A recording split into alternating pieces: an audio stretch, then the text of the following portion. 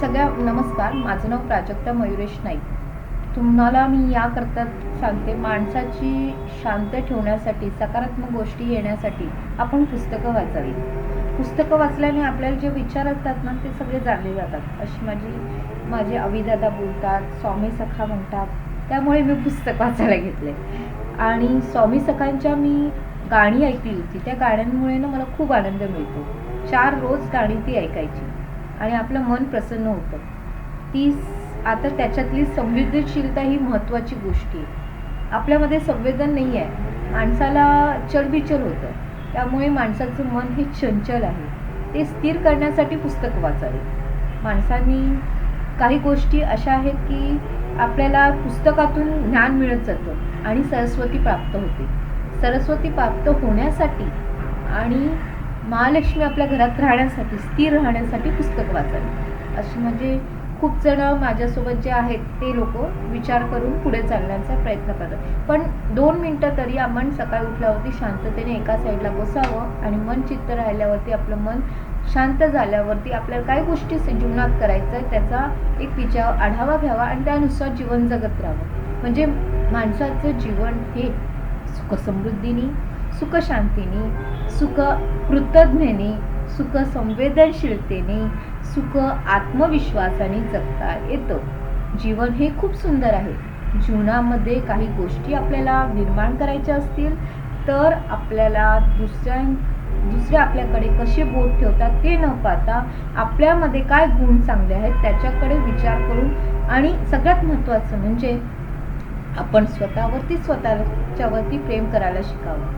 म्हणजे आपल्याला लोक दोष ठरवणार नाहीत. जर आपण स्वतःवरती प्रेम करावं लागले तर इतर लोक पण आपल्यावरती केव्हा ना केव्हा प्रेम करतील, एवढं लक्षात ठेवा. आता मी एक पुस्तक वाचते आहे. त्याच्यातली एक गोष्ट आहे, संवेदनशीलतामध्ये आपल्यामध्ये कुठले कुठले गुण व्हावे, आपल्यामध्ये असावे. त्याच्यातला एक पहिला भाग आहे सारथी. सारथी म्हणजे काय? एकदा एक छोटा मुलगा आपल्या वडिलांबरोबर बाजारात निघाला होता. त्याचे वडील फार मोठे विद्वान गृहस्थ होते.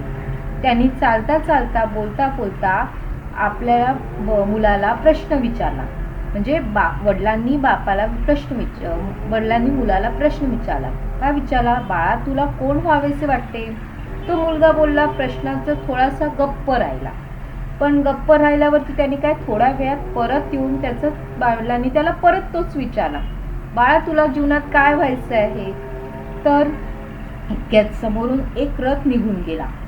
मुलाने पटकन उत्तर दिले, बाबा, मला रथातील सारथ्यासारखे सारथी व्हाव्यास वाटते. म्हणजे जो रथ चालवणारा होता ना, तो रथ बुडून गेल्यामुळे ना मुलाला वाटलं की मी रथासारखं सारथी व्हावं, म्हणजे व्हाव्यास वाटतं. त्याचमुळे उत्तर ऐकून वडिलांनी फार वाईट वाटलं. ते संपूर्ण बाजारात होईपर्यंत त्याच्याशी एक शब्द सुद्धा बोलले नाही. बाजारातून घरी आल्याबरोबर त्यांनी आपल्या पत्नीला रागावून म्हटले, सांभाळ तुझ्या चिरंजीवांना, त्याला सारथी व्हायचे आहे. म्हणजे आईने त्याला म्हणणे शांततेने ऐकून घेतले. थोड्याच वेळाने बाहेर आल्यावरती आईने मुलाला कृष्ण आणि अर्जुन रथात बसल्याचे चित्र दाखविले. त्यांनी म्हणाली, बाळा, तुला स्वार्थी व्हायचे वाटतं ना, मग तू जरूर हो, पण कृष्णासारखा, जो जगाचा रथ किती नीटपणाने हाताळतो आहे आणि अर्जुनाला मार्गदर्शन करतो. आणि त्या मुलाने हे मितार्थ समजून घेतला.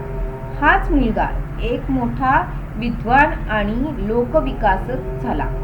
जो जगतोय तेथील धर्म प्रदेशात सर्व जगातील विद्वान त्या विचारवंतांना थक्क करून सोडले. ज्या विचाराने कितीतरी जणांनी हिंदू धर्म स्वीकारला, शिवाय त्याच शिष्यातील पटकला तो छोट्याशा मुलावरती नाव नरेंद्र आणि मोठेपणी एक तुम्ही जाणवाल असेल तर का? अर्थातच स्वामी विवेकानंद. म्हणजे तो कोण झाला मुलगा? स्वामी विवेकानंद. तात्पर्य, ज्याची बुद्धी चौकात चौकात असते. तो प्रत्यक्ष गोष्टीवर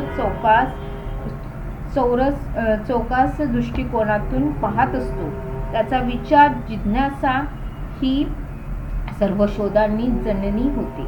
म्हणजे बघा, तिच्या आईनी त्याला अर्जुन आणि कृष्णाची गोष्ट सांगितल्यामुळे एवढा बदल घडला की त्या माणसाने तो शेवटी विवेकानंद झाला. पण त्याच्या वडिलांनी एकच प्रश्न विचारला होता, मुला तुला काय व्हायचंय? पण त्यांनी सांगितलं सारथी. सारथी म्हणजे काय? पण त्यावरून आई चिडली नाही, पण आईने मुलाला कसं घडवलं ते पहा, या गोष्टीतून आपल्याला कळेल. पण आईने घडवलं, पण असं घडवलं की शेवटी तो स्वामी विवेकानंद झाले. विचार कर, स्वामी विवेकानंदांकडे केवढी मोठी, पण स्वामी विवेकानंद हे खूप कमी वयात जगले. हे तुम्हाला मुलांना माहिती नाही.